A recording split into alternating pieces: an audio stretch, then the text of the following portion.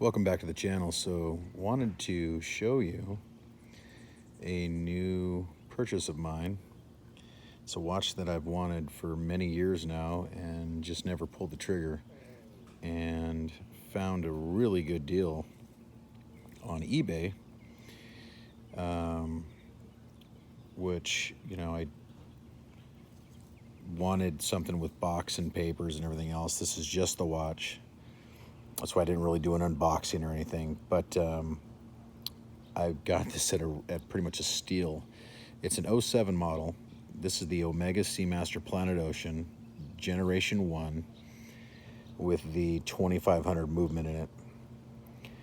And it is just an amazing watch. It's something that I really should have picked up a long time ago.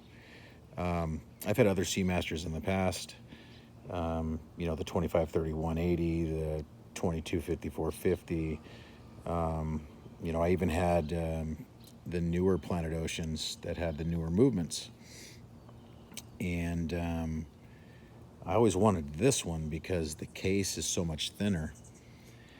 I'm not sure of all the dimensions. We will go into that when I do the review.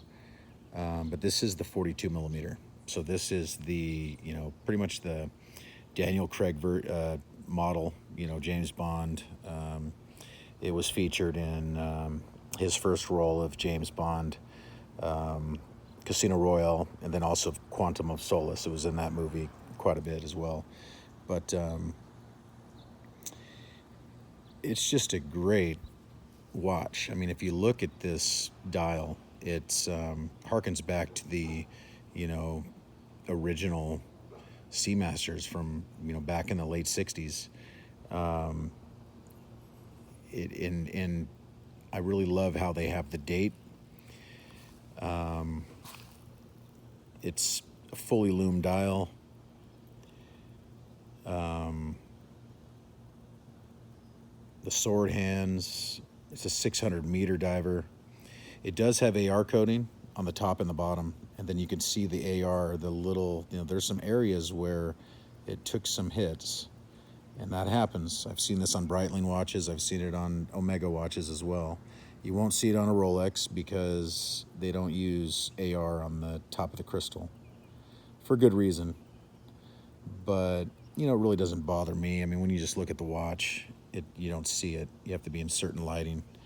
But this second hand with that orange tip, it's like electric. It's just real bright, vibrant. The hour markers are big. The lume is incredible. Like I said, it's a 42 millimeter, 20 millimeter lugs, twisted lugs. Got the lyre lugs, just like, all Omegas, or most. But this one is in really good condition. Keeping excellent time. Here's the case back. You got that beautiful seahorse.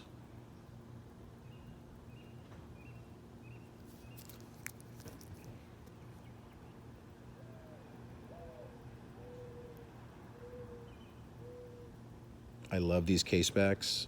I'm happy that it's not a newer movement with the see-through case back. I really am.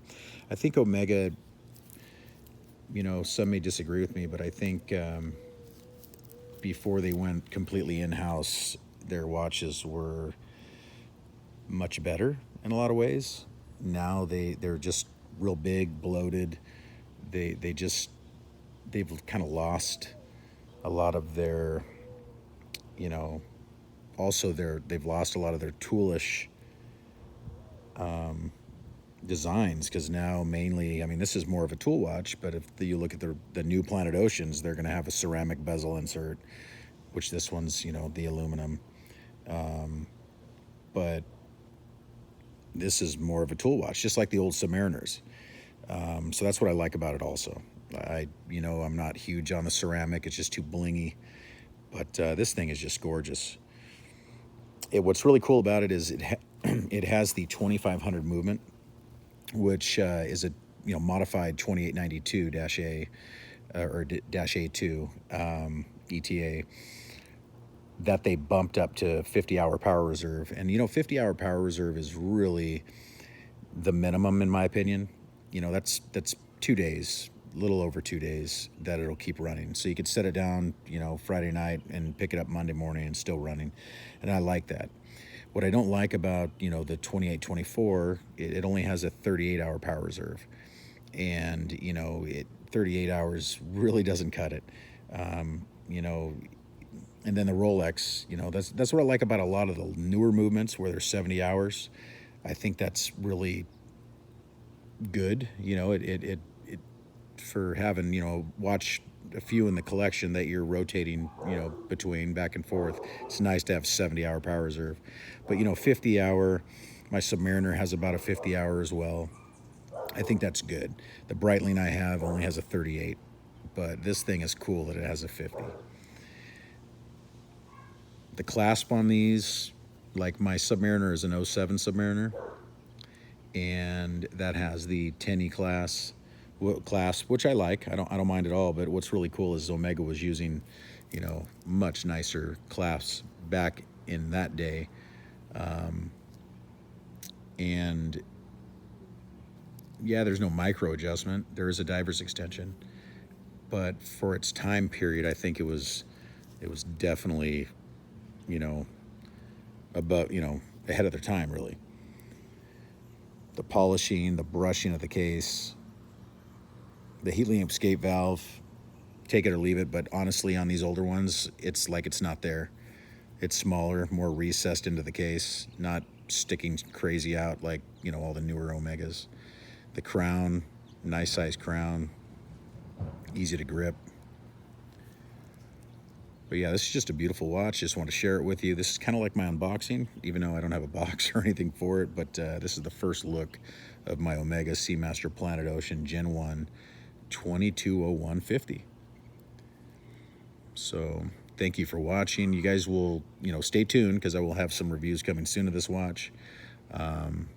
But anyway, thanks for watching. Please like and subscribe, and I'll see you guys in the next one. Thank you.